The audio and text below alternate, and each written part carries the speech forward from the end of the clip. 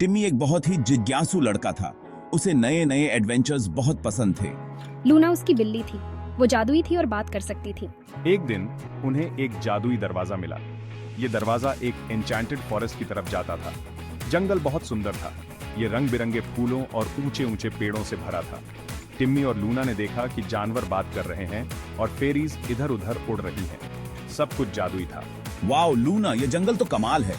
मुझे पता है टिम्मी, चलो एक्सप्लोर करते हैं। वे जंगल में चलते गए। उनकी नजरें आश्चर्य से इधर उधर देख रही थीं।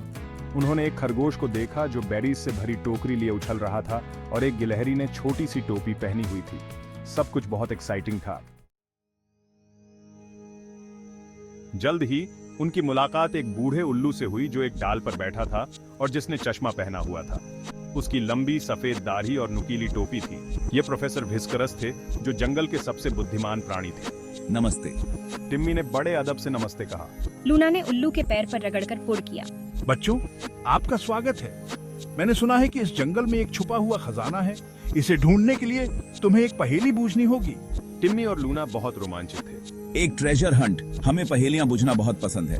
पहेली ये है, मैं चमकता हूँ लेकिन मेरे पास कोई रोशनी नहीं है। मैं अंधेरी रात में तुम्हारा मार्गदर्शन करता हूँ।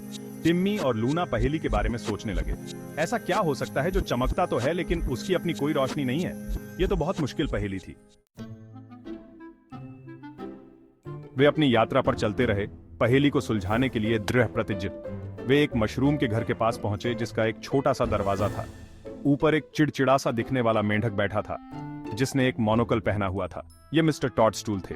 माफ कीजिएगा मिस्टर टॉडस्टूल, हम ऐसी चीज ढूंढ रहे हैं जो चमकती तो है लेकिन उसकी अपनी कोई रोशनी नहीं है। क्या आप हमारी मदद कर सकते हैं? ऐसी चीज जो चमकती तो है लेकिन उसकी अपनी कोई रोशनी नहीं है। तुम्हें मूनलिट मेडो जाना होगा। इस नदी के रास्ते पर चलते रहो, यह तुम्हें वहां ले जाएगी। धन्यवाद मिस्टर टॉडस्टूल। वे नदी के किनारे किनारे चलते हुए जंगल में और अंदर चले गए। जैसे ही वे चल रहे थे उन्होंने फूलों के बीच एक छोटी सी चमकती हुई आकृति को उड़ते हुए देखा। यह स्पार्कल थी जो एक परी थी और जिसके पंख हजारों इंद्रधनुषों की तरह चमक रहे थे। नमस्ते बच्चों, तुम्हें इस जादुई जंगल में क्या लेकर आया है? हम एक ट्रेजर हंट पर हैं, लेकिन हमें मूनलिट मेडो खोजना है। मैं तुम्हारी मदद कर सकती हूँ, लेकिन पहले तुम्हें मेरी एक पहेली का जवाब देना होगा। मेरे पास शहर है लेकिन घर नहीं है, जंगल है लेकिन पेड़ नहीं है, पानी है लेकिन मछली नहीं है। बताओ मैं कौन हूँ? टिम्मी और लूना ने बहुत सोचा। लूना ने जमीन पर अपना पंजा रगड़ा। उसकी भौहें सोच में डूबी हुई थीं। ये पहेली तो पिछली पहेली से भी ज्यादा मुश्किल थी। एक नक्शा। तुम एक नक्शा हो स्पार्कल। बिल्कुल सही। अब इस नदी के रास्ते पर चलते रहो जब तक कि तुम्हें एक खुला इलाका न मिल जाए जो चांदनी से नहाया हुआ हो। वह मूनलिट मेडो है। टिम्मी और लूना ने स्पार्कल को धन्यवाद दिया और अपनी यात्रा पर चलते रहे। जल्द ही वे एक खूबसूरत खुले इलाके में पहुंच गए। चांद उस पर चमक रहा था जिससे वह चमक रहा था। वे मूनलिट मेडो पहुंच गए थे, लेकिन खजाना कहां था?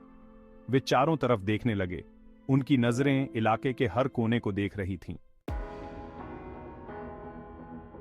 अचानक लूना ने अपने पंजे से किसी चीज पर वार करना शुरू कर दिया। यह एक छोटा सा चिकना पत्थर था, लेकिन जैसे ही चांदनी उस पर पड़ी पत्थर चमकने लगा। यह झिलमिलाता और चमकता हुआ एक खूबसूरत क्रिस्टल में बदल गया।